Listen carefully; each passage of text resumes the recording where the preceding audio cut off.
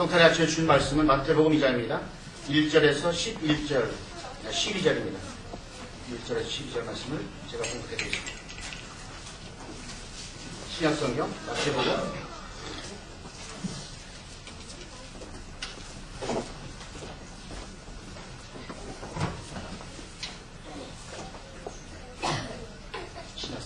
1페이지 마태복음 2장 1절에서 12절까지입니다. 찾으려고 제가 하나님의 말씀을 공부했을 때 하나님의 계시의 말씀을 여러분 가슴으로 받으시기 바랍니다. 헤로드 왕 때 예수께서 유대 베들레헴에서 나심에 동방으로부터 박사들이 예루살렘에 이르러 말하되 유대인의 왕으로 나시니가 어디 계시냐. 우리가 동방에서 그의 별을 보고 그에게 경배하러 왔노라 하니 헤로드 왕과 온 예루살렘이 듣고 소동한지라.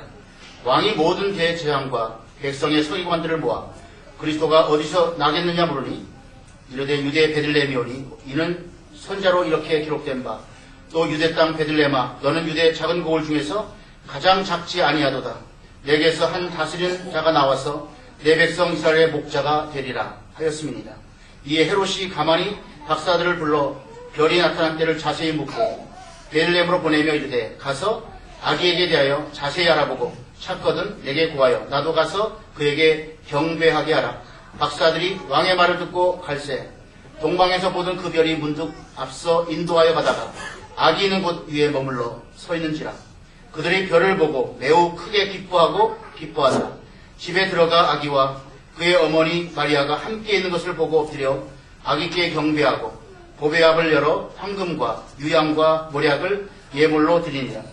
그들은 꿈에 헤롯에게로 돌아가지 말라 지시하심을 받아 다른 길로 고국에 돌아가니라. 기도하겠습니다. 하나님 아버지 감사합니다. 이 시간도 이 성탄절에 성탄에서 주신 하나님의 메시지를 우리 가운데 허락하여 주셔서 아버지 또 우리가 주님 바라보며 주님 중심으로 살아가는 믿음으로 우리가 견고하게 세워지는 귀한 축복을 허락하여 주옵소서. 성령께서 친히 이 말씀을 조명하시고 전하는 자나 듣는 자가 한 성령 안에서 하나님의 음성 앞에 굴복할 수 있는 놀라운 은혜를 더하여 주옵소서. 예수님의 이름으로 감사하며 기도드리옵나이다. 아멘.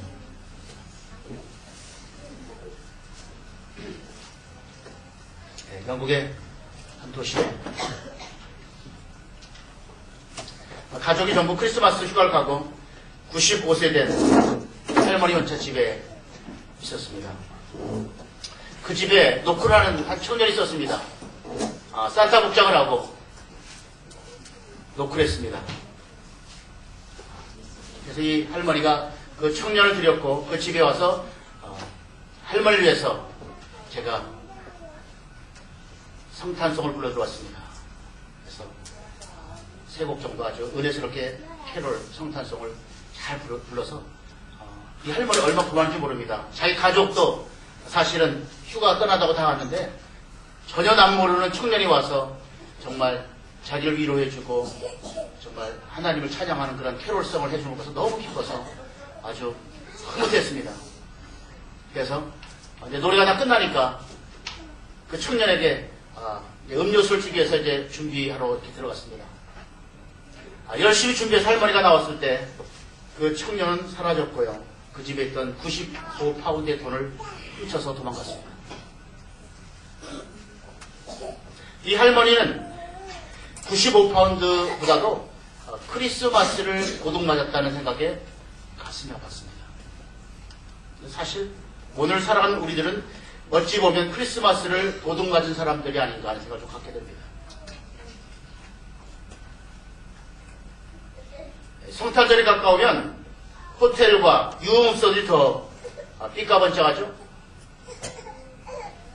아기 예수께 때 오셨을 때 그렇게 화려함이 없었습니다.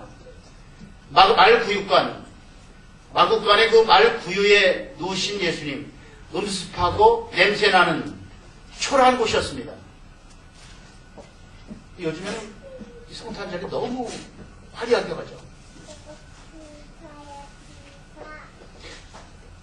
본질을 잃어버린, 성탄의 진정한 의미를 잃어버리는 세대가 아닌가 하는 생각을 좀 갖게 됩니다. 성탄절에 엉뚱한 산타 할아버지가 주인공이 되고요. 성탄절만 되면 밤새워서 노는 것이 어떻게 보면 아주 당연한 것처럼 여겨지는 것이 이 성탄절입니다. 성탄절은 그게 아닙니다.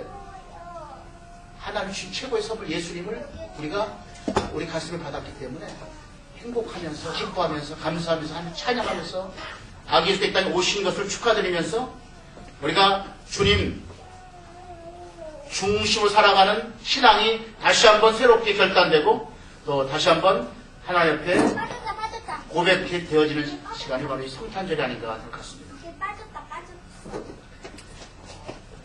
복음서에 나타나는 성탄절을 경험했던 믿음의 사람들 여러 명 있습니다. 동방박사가 있고요. 목자들이 있고 시몬과 안나가 있고요.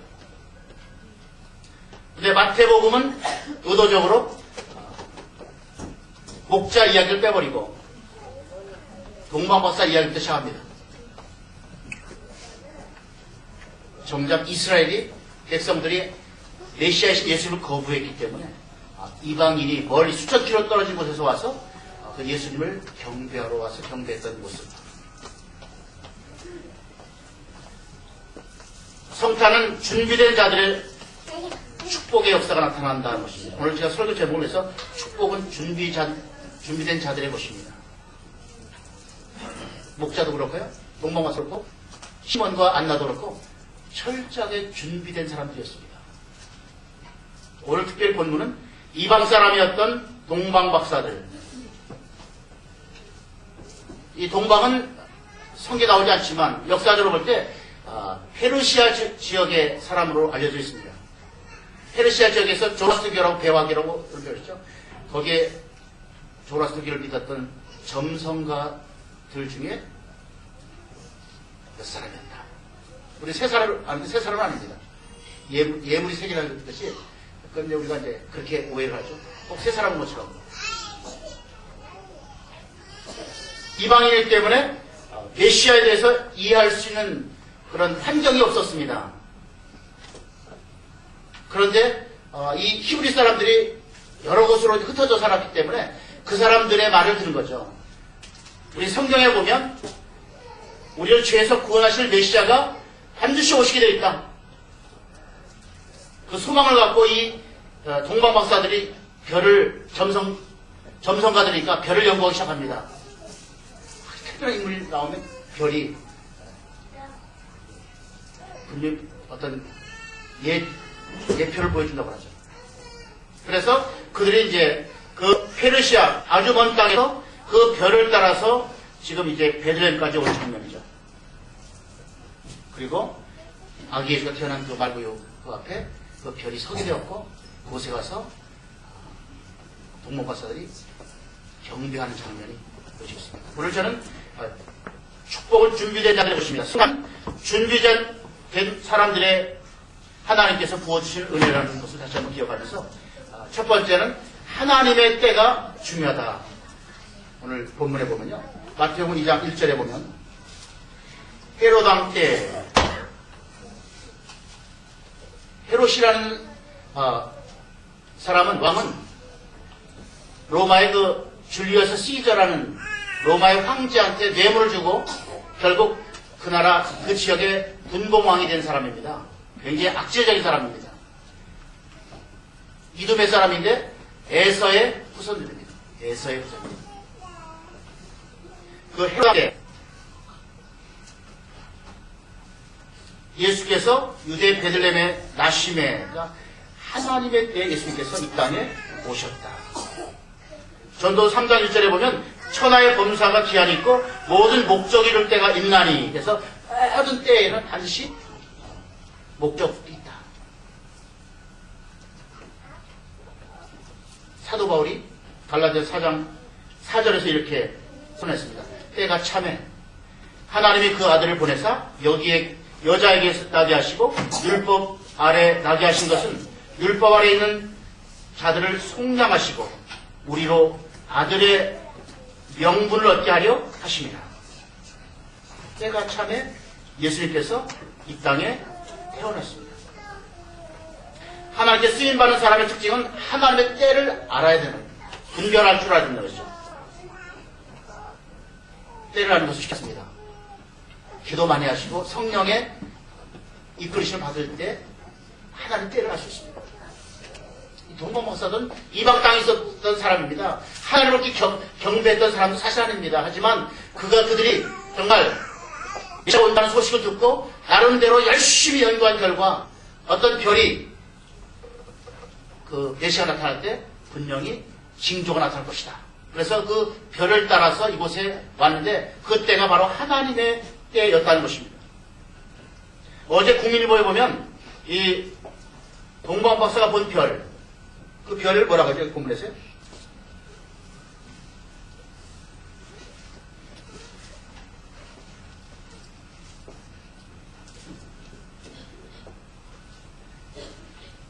십절부 그들이 별을 보고 매우 기뻐하더라. 예, 9절에도 박사들이 왕의 말을 듣고 갈새 동방에서 보던 그 별, 메시아를 나타내는 별로 알려진 별이죠. 이 별을 동방박사들이 봤는데 실제 이번에 그 노트르담 대학 교수였던 매튜스라는 사람이 오랜 연구 끝에 그것이 바로 최근에 논문이 나왔습니다. 그 상황이 실제 천체 정렬 현상으로 그 당시 있었던 것이라고 계약되어 있습니다. 어떤 분들은 그걸 갖다 하나의 어떤 해성일 것이다. 해성은 그냥 잠깐 있다 사라진 거잖아요. 이것은 우주의 한 현상이었다. 예수님 나시기 전, 기원전 그때 바로 그런 현상이 있었다. 나사에 있는 모든 자료, 그리고 이 중국과 이 동양에 있는 모든 자료를 다 그분이 데이터베이스 해가지고 결국 결론이 바로 예수님 오신 그때 바로 천체 정렬 현상이 바로 있었다. 특히 그 양의 자리가 있거든요. 양의 자리에 빛나는 별이 바로 이 동방박사들이 봤던 별이다. 과학적으로 이미 증명하고 있습니다. 1600년대 케플러가 사실 똑같은 현상으로 그것을 연구했는데요. 그때는 이제 아리우스 물고기의 자리에 있었다고 이렇게 했는데 새로 연구한 결과 그게 아니고 양의 자리였다. 왜 그분이 목자시니까 양의 자리에 빛나는 별로 예수님까지 오신 것을 보여주셨다.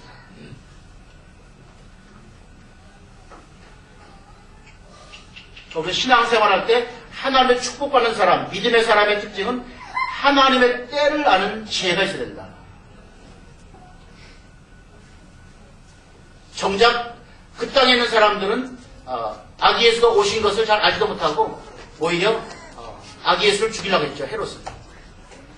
하지만 멀리 있던 이방에 있던 그 이방 사람인 동방 박사들은 그 먼 곳에서도 아기 예수를 경배하기 위해서 때를 분별하고 달려왔다는 것을 보여줬습니다. 첫 번째, 축복받는 사람의 준비의 첫 번째 는 하나님의 때를 아셔야 됩니다. 하나님의 때가 있습니다. 예수님이 이 땅에 오셨을 때 예수님 의도대로 살지 않았습니다. 보호절 보시면 알지만 하나님 아버지가 계획하신 시간표에 따라서 그대로 절대 순종하셨습니다. 하나님의 아들이신데 메시아에도 불구하고 예수님이 이 땅에 오셔서 자기 마음대로 살지 않았습니다. 자기 때대로 살지 않고 하나님 아버지가 정하신 때에 따라서 정확하게 절대 순종의 삶을 살았습니다. 여러분 이 성탄을 맞이해서 정말 우리 성탄의 은총을 경험하고 여러분 하나님의 축복을 경험하려면 첫 번째 뭐라고요? 하나님의 때를 여러분 분별하시기 바랍니다. 내가 원하는 때가 아니고 하나님의 때. 이 방법이 없습니다. 말씀에 집중하고 기도할 때 성령께서 우리 가운데 분별력을 주십니다. 영적인 눈과 귀가 열릴 때 하나님의 때를 우리가 분별할 수 있습니다. 축복받는 사람의 첫 번째 준비는 바로 하나님의 때를 나갑니다. 두 번째는요, 2장 2절에 보면 유대인 왕으로 나신 이가 어디 계시냐? 우리가 동방에서 그의 별을 보고 그에게 경배하러 왔노라. 하나님의 사람의 두 번째 준비는 인격입니다. 준비의 핵심이 인격입니다. 신앙 인격을 준비하지 않으면 하나님께서 사용할 수가 없습니다. 사역의 핵심은 그 사람이 얼마나 인격적으로 준비되어 있느냐. 사단고에는 충신대학교의 그 교훈이 첫 번째가 뭔지 아세요? 인간이 되랍니다. 신학교인데 목사 되겠다고 온 사람들 향해서 먼저 인간부터 되라. 인간이 돼야지. 인간도 안 되고 무슨 목사냐. 두 번째는 저는 이제 목사가 돼라.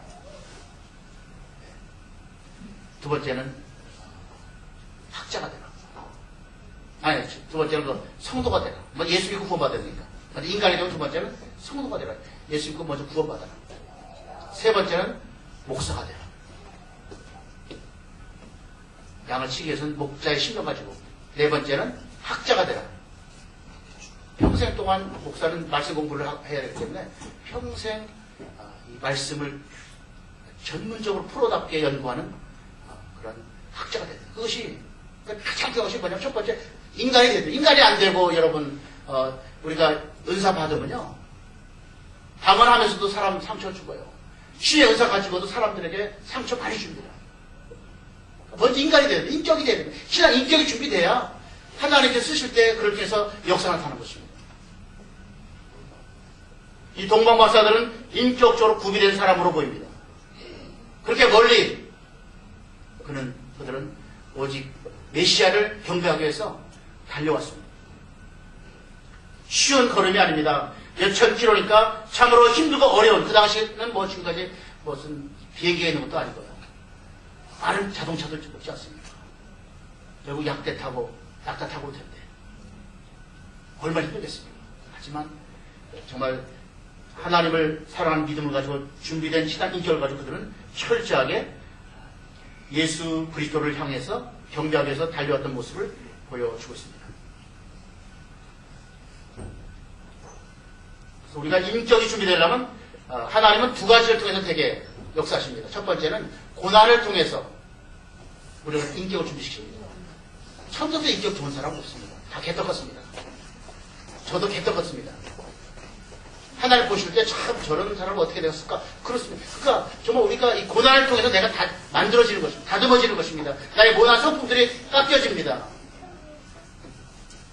고난을 통해서. 두 번째는 하나님의 영적인 연단을 훈련을 통해서 신앙의 인물들 보십시오. 여러분 하나같이 깊은 고난을 연단을 통과한 사람들입니다. 아브라함 75세에 부름받아서 참으로 오랜 동안 연단을 받습니다. 그 약속은 결국 100살 때 이루어지게 됩니다. 독자 이삭이 태어난 사건은 25년 후에 이루어지게 됩니다. 모세는 40살 때 결국 나름대로 하나님을 위해서 헌신했습니다. 내가 이미 와서 살고 싶습니다. 근데 하나님께서 그를 미디안 광야로 보내서 40년 동안 광야에서 미디안 광야에서 훈련시키십니다. 완전히 묵상을 만들어 놓습니다. 납작골이 만들어 놓습니다. 나는 할 수 없습니다. 나는 못합니다. 이것이 믿음의 사람들의 쓰임받게 되는 근거입니다. 나 할 수 있습니다 이렇게 나오면요 아직은 준비가 안 됩니다. 하나님께서 쓰실 만한 수준에 아직 가 있는 것이 아닙니다. 하나님 앞에 저는 정말 제가 어떻게 하겠 못합니다. 불가능합니다. 모세가 그렇게 똑똑하던 모세가요 40살 때 하나님 불렀으면 기고만장했을 것입니다. 애굽의 그 왕이 됐으면 그런 모든 영화를 다 헌신처럼 다 버리고 자기 동족으로 해서 애국권을 떼어 죽였습니다. 그때 하나님 불렀으면 역시 하나님 볼 줄 아시는군요. 눈이 있으시네. 저밖에 할 사람이 누가 있겠어요. 그런 사람 쓰면요 하나님 일 망치게 하나님 쓰지 않습니다. 우리가 볼 때는 굉장히 준비된 것 같은데 하나님한테 준비가 전혀 안 되기 때문에 결국 미디안 광야를 40년 동안 싹은 목자로서 양을 치면서 그 광야의 음침한 척박한 땅에서 철저하게 낮아지게 훈련시킨 다음에 나중에 80살 때 부릅니다. 모세야 모세야 내 백성이 지금 애굽에서 신음하고 있다. 가서 네가 구해거라. 출애굽시켜라. 그때 모세가 그럽니다. 하나님 보낼 만한 사람 보내십시오. 저 같은 게 뭐가 하겠습니까? 말도 못하고요. 입이 뻣뻣하고요. 저 못합니다. 다른 사람 보내십시오. 완전히 달라졌습니다. 그렇죠? 40살 때 불렀으면 역시 하나님 눈을 쓰시다니까 그렇게 생각할 텐데 80살 때는 아닙니다. 전 못합니다. 전 거기에 그런 인물이 되지 못합니다. 부족합니다. 할 수 없습니다. 하나님께서 네가 잘나서 내가 너를 부른 것이 아니고 내가 너에게 능력 줄 테니까 너는 순종만 해라. 그래서 모세가 갖고 있던 지팡이를 던졌을 때 뭐가 됐습니까? 뱀이 됐습니다. 꼬리 잡아라. 꼬리 잡았을 때 그 뱀이 다시 지팡이 되었습니다. 권능의 지팡이, 하나님 주신 권능을 가지고 그는 애굽에 가서 바로를 꺾고 출애굽의 역사를 이루는 하나님의 사람이 됐습니다. 여러분, 인격이 준비되지 않으면 하나님께 쓰임받습니다. 하나님이랄 때 자신 있으면 여러분 이거 문제입니다. 빨간 신호등입니다. 사실. 빨리 회개하셔야 됩니다. 하나님 앞에 정말 저 같은 사람이 어떻게 합니까? 하나님 아시잖아요. 제 체질을 아시고 제 마음에 중심하신 하나님, 제가 이 일을 어떻게 합니까? 못합니다. 그럼 널브러지고 항복하는 사람께 기도할 때 하나님 도와주세요. 성령께서 저를 그래서 역사하시고 그때 성령께서 오셔서 나를 통해서 이 일을 행하시는 것입니다. 하나같이 여러분, 믿음의 사람들은요, 하나같이 그 철저하게 항복하는 순간이 있었고요. 철저히 나를 훈련을 했습니다. 다윗도 마찬가지고요. 바울도 마찬가지입니다. 베드로도 마찬가지입니다. 아니, 그렇게 큰 소리 치던 바울 아닙니까? 베드로 아닙니까? 예수님 앞에서 다른 사람보다 저는 절대 예수님 부인하지 않습니다. 예수님께서 아니야, 너 오늘 닭 울기 전에 나를 3번 부인할 거야. 아닙니다. 제가 어떻게 부인합니까? 저런 애들 같은 몰라도 다른 제자들 좀 시시한 애들 보면 저는 근데 베드로가 3번 부인했습니다. 마지막 부인할 때 초조하면서 내 저런 사람을 모릅니다. 예수를 향해서 그 낮아져서 함께 가지고 21장에 보면 요한복음 찾아오셔서 네가 나를 사랑해 3번 부르시면서 3번 부인했던 베드로보다 치유하시면서 다시 하나님의 사람으로 회복시키고 사용하십니다. 여러분 어떻게 한다고요? 우리에게 주어진 연단, 고난이 있을 때 여러분 그것을 기쁨으로 받으시기 바랍니다. 여러분은 반드시 과정입니다. 하나님의 손길입니다. 아프지만 정말 하나님이 나를 멋지게 만들어가는 신앙의 사람으로 세워가는 특별한 순간인 것을 믿으시기 바랍니다.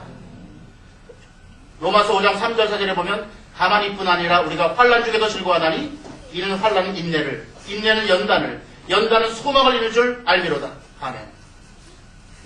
고난이 깊은 만큼 그 사람은 멋진 신앙의 깊이를 가진 사람으로 다듬어지고 세워집니다. 신앙 좋은 사람 여러분 한번 교제해 보십시오. 평탄한 사람 한 사람 없습니다. 모태 신앙은 아무도 못합니다.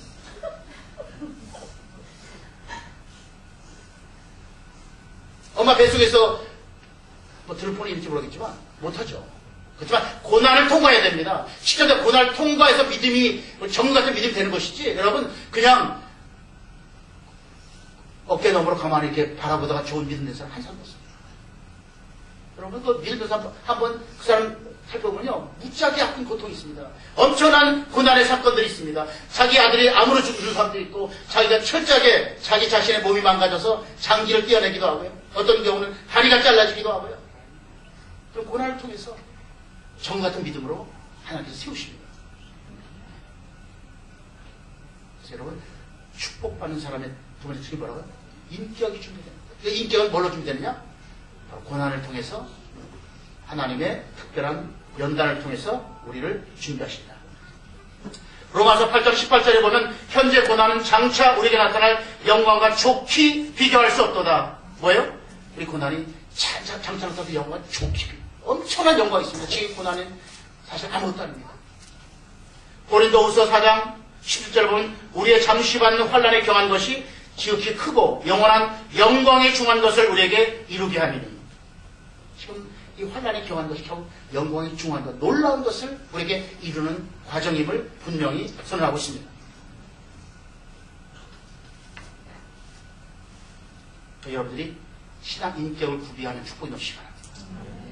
이 기본이 안 되면요, 쓰임 받지 못합니다. 그래서 영적 아비가 될 수 있습니다. 하나님 아버지의 마음을 품고 살아가는 사람이 이 신앙이 이렇게 준비된 사람, 신앙이 자라가면서 이제 정말 예수 그리스도의 신앙을 가지고 사람들을 바라봅니다. 사람들을 사랑하고 용납합니다. 부족한 부분이 보여도 정지하지 않습니다. 왜 당신 그 모양이야?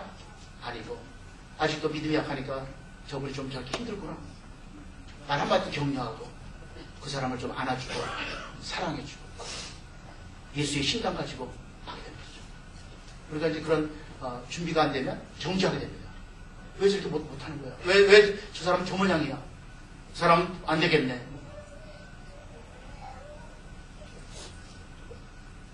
첫 번째는 뭐죠? 하나님의 때를 알아야 되고, 두 번째는 하나님의 사람으로서의 신앙 인격이 구비될 때 정말 하나님께 아름답게 쓰임받는다. 세 번째는요, 마태복음 2장 9절에서 10절까지는 하나님의 그릇으로 준비된다는 것이죠. 믿음이 준비될 때 우리가 그렇게 쓰임받는다. 인격만 잘 된다고 되는 건 아닙니다.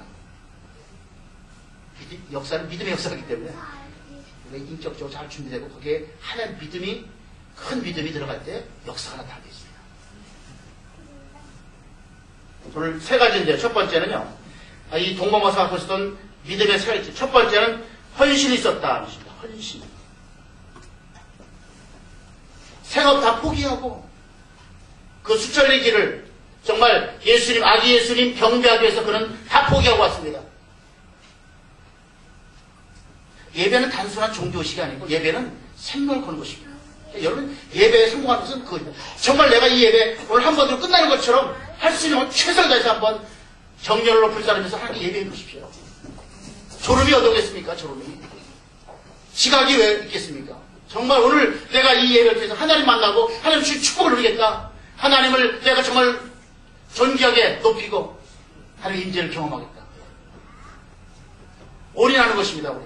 예배는 올인하는 것이지 그냥 여러분 우리가 보면 우리 사람도 하나님 보면 사람이 대충 하는가 정말 자기 모든 다 사는가 압니다.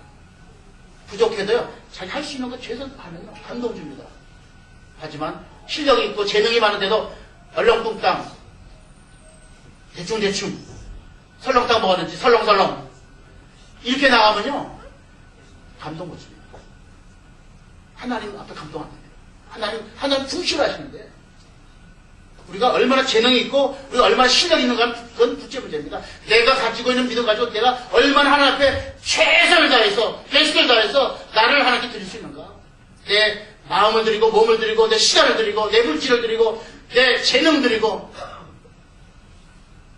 동방 박사는요 그냥 적당히 하지 않았습니다. 헌신했습니다. 완전히 이방 사람입니다. 여러분 이스라엘 사람도 아니고 날마다 뭐 율법을 연구했던 사람도 아닙니다. 하지만 그는 정말 그 땅에 왔던 그런 유대인 사람들의 그 말을 듣고 그들이 체인지 마인드가 돼서 메시아신 예수님을 경배하고자 자기 가진 최고의 것을 아낌없이 함께 드렸던 분입니다. 신명기 6장 5절에 보면 너는 마음을 다하고 성품을 다하고 힘을 다하여 내 하나님 여호와를 사랑하라. 이게 예배의 핵심이거든요. 남겨놓지 말라는 거죠. 하나님 예배하고 하나님께 나가 남겨놓지 마십시오. 다 드십시오. 뭐 꼭 돈 얘기 아닙니다. 여러분의 마음 가진 모든 걸 아낌없이 그냥 예배 드리고 그냥 확 하고 죽는 그런 정말 구심적으로 예배 드리면요 그 예배가 정말 기적의 역사가 나타나지 않겠습니까? 전화 여러분 마찬가지입니다. 오늘 예배 시간 됐으니까 할 수 없이 예배 안 드리면 좀 마음속에 깨인칭하고 예배나 좀 드리고 놀러 가자. 예배가 그런 게 아니에요. 예배는 생명을 바치는 생명을 드리는 것입니다. 이스라엘 백성들이 그렇게 살지 못했거든요. 하나님 여호와를 섬긴다고 하면서 바알을 섬겼거든요. 아세라를 섬겼거든요. 그랬더니 하나님이 이사야서 1장 10절에 이렇게 말씀합니다. 너희가 내 앞에 보이러 오니 그것을 누가 너에게 요구하느냐. 내 마당만 밟을 겁니다. 왜 오니? 두 마음 먹고 왜 와? 그냥 쉬고 돌아와 그냥. 아예 죄를 잡아내라. 아예 이스라엘 백성들은 하나님을 섬긴다고 흉내를 내니까 회개할 근거가 전혀 사라지죠. 왜요? 하나님 잘 믿어서 생각합니다. 내가 예배 드릴 제사 드리는데 그 제사를 주님께서 볼 때 제사가 아니라고. 무슨 제사냐 그게. 재물? 귀찮다 가져오지 마. 찬양? 듣기 싫게 하지 마. 내 성소에 오지 마. 밥 지 마. 왜? 마당 박는다고 무슨 축복이 마냐? 정말 하나님께 나와서 제사 드리려면 정말 내 모든 다 드림으로 말미암아 온전히 내가 100% 하나님을 섬기며 하나님을 사랑하면서 경배하며 나와야 되는데 50% 하나님 사랑하고 세상 사랑하면 주님 볼 때 그게 무슨 예배야? 그건 세상을 사랑하는 것이지. 두 마음을 푼 것이지. 오늘 이 동방박사들의 모습 통해서 우리의 예배가 정말 어떤 예배인가? 내가 정말 생명을 거는 예배를 드리고 있는가? 내가 정말 하나님이 기뻐 받으실 만한 예배를 드리고 있는가? 아니면 적당하게 드리는 예배는 아닌가? 적당하다는 것이 문제거든요. 적당하다는 것은 결국 잘못하면 세속화에 빠질 확률이 거의 100%. 옛날에 한 사람이 실험을 했습니다. 미지근한 물에다가 개구리를 집어넣습니다. 그리고 물을 계속 때웁니다. 가열합니다. 개구리가 물이 뜨거운지 모르고 그냥 약간 뜨거워지니까 쾌적하구나. 쾌적해. 그러다가 결국 삶아 죽게 됩니다. 근데 여러분 뜨거운 물 같으면 바로 튀나오죠. 뜨거운 물 같으면 딱 뛰었다가 뜨거워 나오죠. 근데 그게 아니고 미지근한 물에 들어가 있어서 불을 떼니까 그게 바로 오늘 현대를 사는 우리들의 모습 아닌가. 우리가 세상에 빠져가죠. 그것이 망하는 길인지도 모르고 가다가 결국 우리가 나중에서 정말 고통당하는, 정말 낭패당하는 데 모습이 아닌가.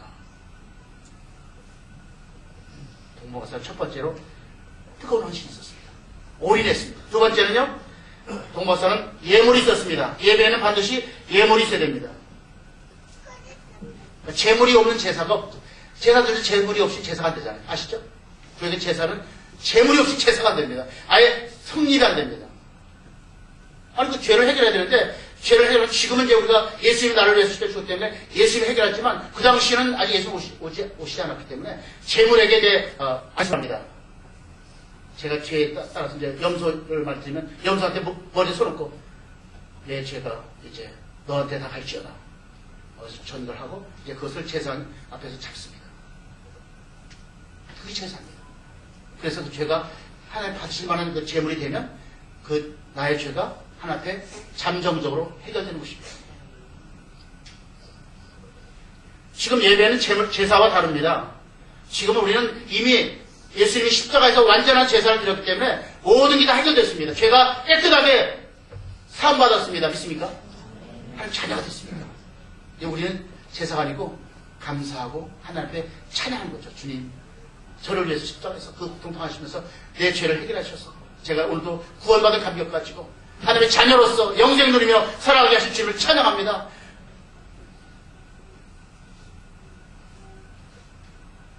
그때 우리가 예배는 반드시 예물이 있어야 된다. 예물이라는 것이 꼭 돈 얘기 아니고요.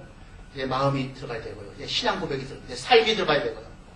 우리 은사와 재능, 물질이 들어가야 됩니다. 그것이 하나님께 드리는 예물입니다. 오늘 동방박사는 세 가지 예물 드렸죠. 황금과 유향과 모량. 여기서 뭐 특별한 의미로 볼 수는 없지만 이것을 영적으로 해석하다 보니까 황금은 영원한 것이잖아요. 그래서 예수님의 그 하나님 신성과 영원한 왕권을 상징한다 이렇게 해석하는 분들이 많더라고요. 두 번째, 유향은 부활의 향기, 모략은 십자가의 죽으심의 향기. 우리가 하나님께 드리는 예물은 결국 십자가에 근거한 예수 중심, 예수님께 드리는 우리의 헌신이어야 된다는 것입니다. 이사야 1장 13절을 보면 헛된 재물을 다시 가져오지 말라. 분양은 나의 가증이 여기는 바요. 그래서 우리가 하나님께 드리는 예물은 정말 기쁨으로, 믿음으로 드리셔야 주님께서 그 예물을 기뻐하십니다.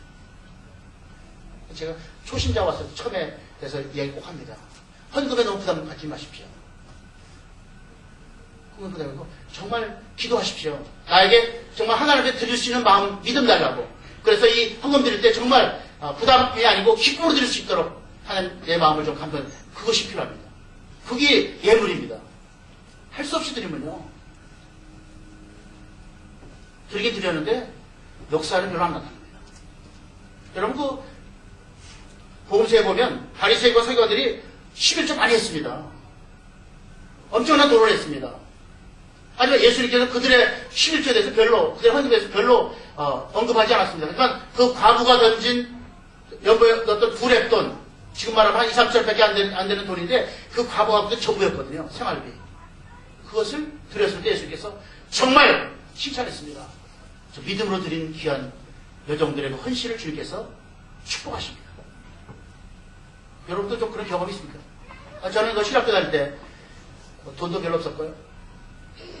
이렇게 성경같은 치과 되고 연구를 하는데 지금 제가 차비까지 다 해서 1,500원이 있는데 갈등이 생기다고 1,500원 다 드릴까? 차비는 내비두고 그냥 빼놓고 나머지 액만 하고 말까? 바보스럽게 다 이제 걸어가야 됩니다. 상당히 긴 거리인데. 그런데요, 웃기는, 재밌는 것은요, 아는 사람 만나가지고 집 앞까지 다 태워주더라고요. 그 하나님 앞에 헌신하는 것은 뭐 액수는 사소한 얘기지만 정말 내가 할 거 다 챙기면서 하나님 앞에 우리가 헌신하면요, 그건 어떤 믿음의 헌신이 아닙니다. 정말 주님, 내가 가진 것, 내가 지금 할 수 있는 것 다 아끼고 싶어 헌신합니다. 하나님 책임져주십니다. 동방박사들은 가지고 있는 최고의 예물을 하나님께 드렸던 모습을 보여주고 있습니다. 여러분이 하나님께 예배할 때 어떤 예물을 드리고 있습니까? 나의 최고의 것을 드리고 있습니까? 마리아가 자신이 갖고 있던 전 재산을 나드 향유 한 옥합을 깨뜨려서 예수님께 부어드렸을 때 제자들이 화를 냈습니다. 그렇게 비싼 것을 갖다가 허비하느냐? 예수님께서 이렇게 말씀하죠. 그냥 둬라. 내 장사를 위해서 준비했다. 여러분, 그 마리아는 예수님 장사를 알지도 못하고 사실 헌신했지만 그의 그 아름다운 헌신은 결국 예수 그리스도의 십자가의 죽으심을 예비하는 그런 축복의 예물이 되어진 것을 보여주고 있습니다.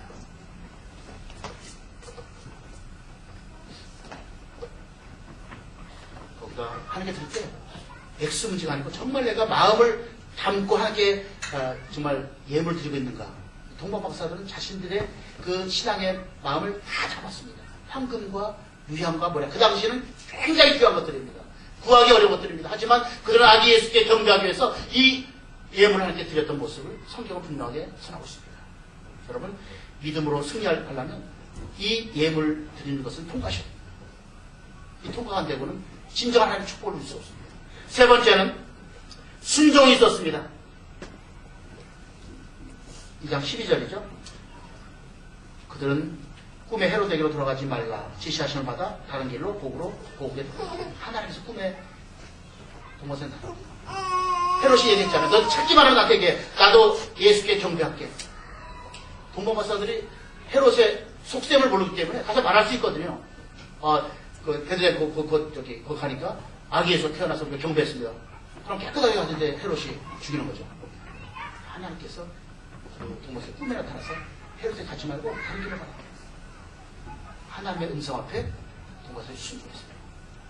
인간적으로 약속했던 거 다 포기하고 헤롯이 분명히 얘기했거든. 또 발견하면 빨리 나한테 얘기해. 나도 경배해야 되니까.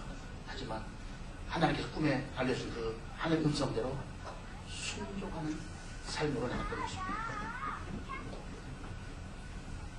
하나님의 사람은 철저하게 순종의 사람입니다. 순종하지 않고는 하나님의 역사를 체험할 수 없습니다.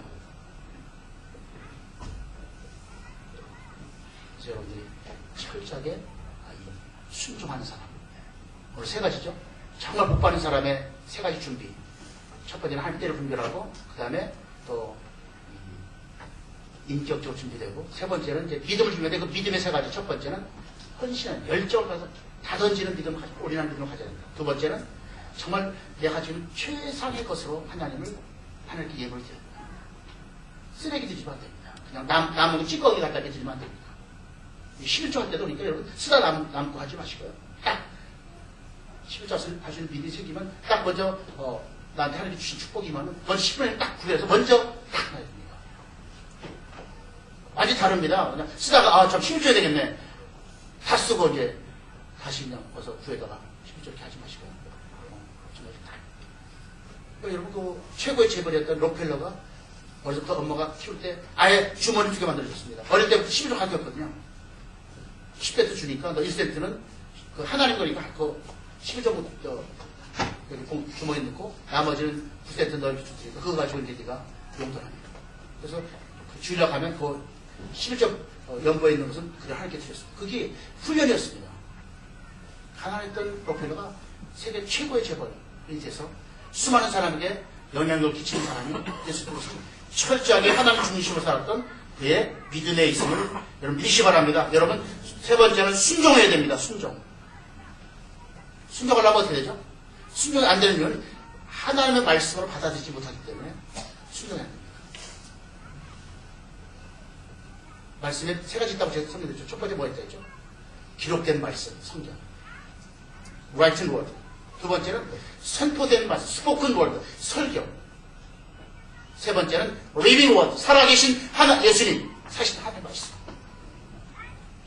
여러분이 이 설교된 말씀을 갖다 여러분이 인간의 말로 받아들이면 하나도 안 됩니다. 자꾸 인간적으로 이제 해석하면 시험 줄 수도 있습니다. 그 때문에 완전히 이거 하나님 뜻이여 나지 주의 말씀 딱 보고 아멘 하십시오. 역사가 됩니다. 그리고 대사로니 교회가 왜 이렇게 성난교회 됐습니까? 거기 3주밖에 없었습니다. 새 안식일밖에 없었습니다. 사도 바울이 가지고 보는 3주밖에 없었는데 그들이 사도의 바울의 말씀을 하나님의 말씀 받아들이고 그들이 순종했을 때 그 당시 초대교회 가장 소문난 교회 됐습니다. 믿음의 역사, 소망의 사랑의 수고와 소망의 인내가 있는 엄청난 교회가 됐습니다. 그것은요, 하나님의 말씀을 이 말씀이 뭐죠?